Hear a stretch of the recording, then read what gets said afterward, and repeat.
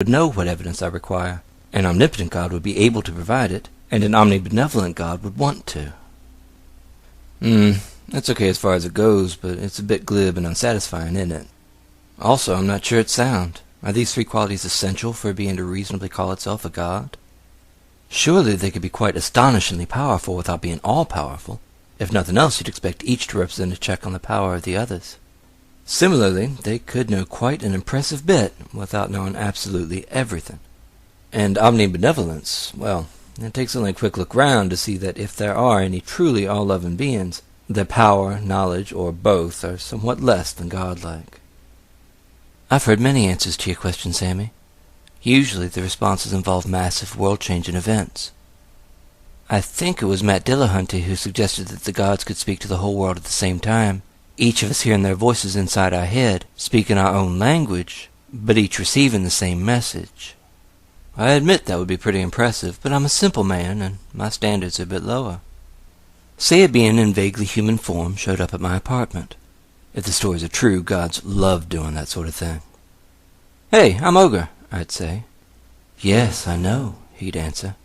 "I'm a god. Folks call me Frank." What would Frank have to do to convince me? Well, first, he might perform a casual miracle or two. I recommend the water to wine thing. The way to my heart is through my liver.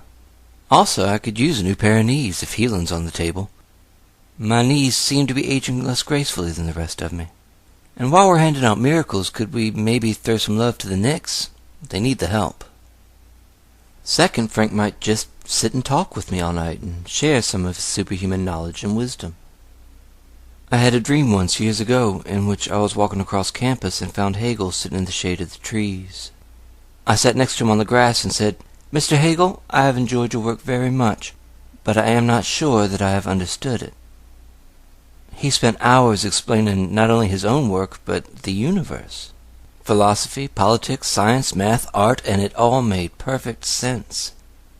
I awoke the next morning with this feeling of understanding everything, of being able to see the patterns that connect all the pixels into one transcendent image.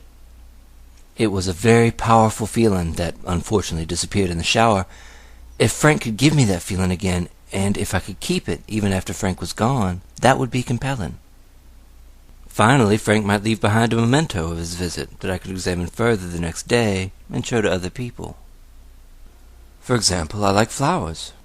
Perhaps Frank would leave me a unique and apparently impossible flower, maybe even a talking flower.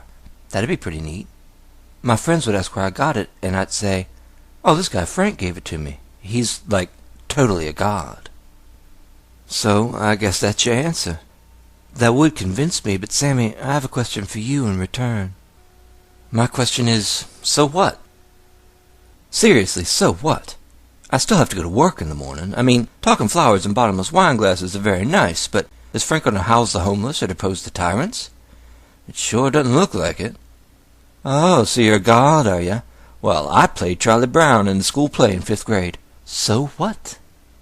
My standards for evidence are lower than Dillahunty's because I don't care. I don't know why so many people, including many atheists, act like the existence of the gods is the most important question in the universe. It's hard to imagine anything that would matter less. I love life, Sammy, and to me the world is very beautiful. But that's because I am fortunate to live in a place where life can be good. That's not true for most folks. For the majority of humanity, the world is a sorrowful and ugly place. And here's